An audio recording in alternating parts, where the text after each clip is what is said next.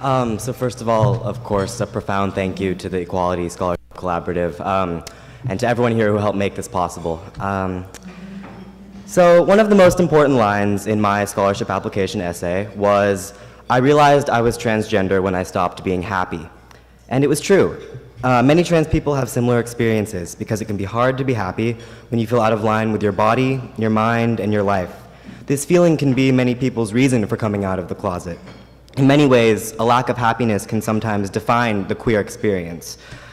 But this feeling doesn't capture the true reason behind my commitment to serving the LGBT community.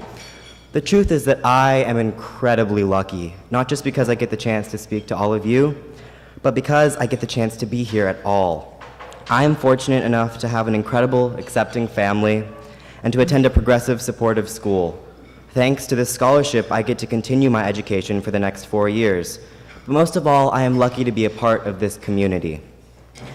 It would be irresponsible of me to not acknowledge the incredible hardships that the vast majority of queer people go through during their lives. But it would also be irresponsible of me to not recognize the power and joy that come from LGBT communities. Being queer gives us a different lens to view the world through, a creative, colorful lens that has been instrumental to creating change throughout history. Queerness is intersectional by nature and uniting by definition. Very few things are like that, and we get to be a part of something that is. This is why I say that I am lucky.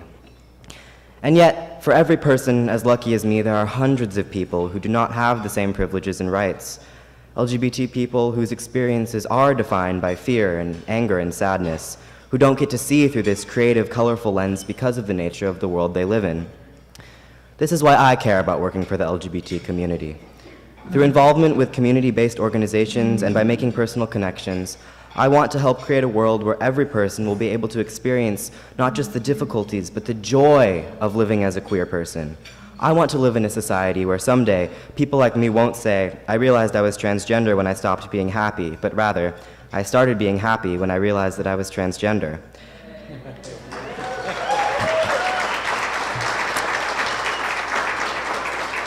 Obviously, this is not an easy task, and I'm well aware that I may never live to see such a world. But even now I can tell that we are working together to get there. The fact that this organization exists and that we are all here proves that. During my time in high school, I have worked with LGBT people through my church and helped educate people in my school community about LGBT issues with our Queer Straight Alliance. This August, I'll be moving to the East Coast for college, where I plan to continue my community involvement in school-based LGBT groups and organizations like the Rhode Island AIDS Project. This is what this scholarship makes possible. I can't fully express my gratitude to my parents for helping me get here, or my gratitude for the opportunities I will have because of it. I can only say, once again, how lucky I am. We are living at an interesting time. We've been tasked with remembering the history of the queer community, one that is filled with struggle and pain and triumph, and at the same time, we must usher that community forward into the future. It is a remarkably difficult task, and I know I speak for many of you when I say that I can't wait to fulfill it.